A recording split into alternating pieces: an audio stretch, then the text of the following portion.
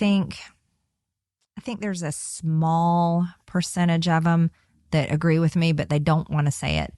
They won't say it out loud. It's too risky, or they perceive it to be too risky because they don't want to be called anti-Semitic.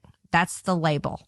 It's like once you get called that label, you get all these nasty articles written about you. Yeah. You get all these, the RJC comes after you, and then you've got donors coming to you and saying you can't be anti-Semitic.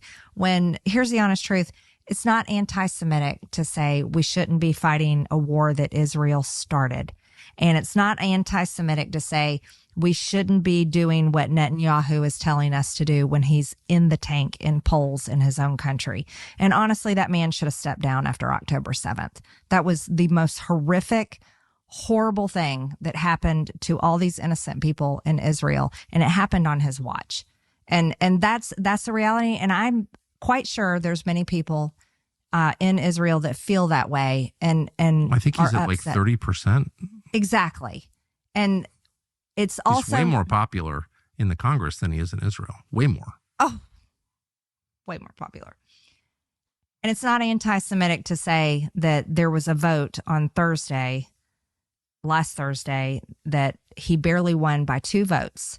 And had he have lost that vote, there would have been an election called. And according to the polls, he would have lost.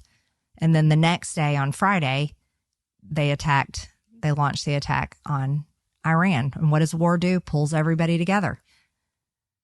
And so that's not anti-Semitic to talk about. That's reality. And it's not anti-Semitic to say Americans' hard-earned tax dollars in a nation where we're $37 trillion in debt shouldn't be going to Israel or shouldn't be going to any country, that we should be keeping those at home. We should keep that money at home. There's towns in my district that could use some money coming down there to fix a water treatment plant or to help pave a road.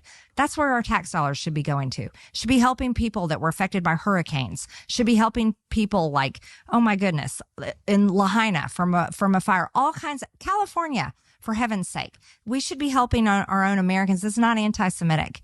And I refuse to have that label put on me. And they've tried to do it to me before. And everybody that knows me knows that is not true about me. And the reality is it's a lie. And it's a lie that we need to get over. It's also identity politics, which I thought we'd given up. I thought so too. I was so annoyed by the Democrats. They could never talk about Americans. It was always this group or that group, Malaysian Americans, lesbian Filipino Americans, or whatever. I'm not against any of them, for the record. But how about just Americans? And I remember hearing everybody on Fox giving that lecture. We hate identity politics. And then all of a sudden, they're just engaged in it. There's nothing, it's an inherently divisive message. Mm-hmm. Isn't it? How about passing a bill on behalf of every American citizen, no matter what he or she looks like? That's the only thing we should be doing.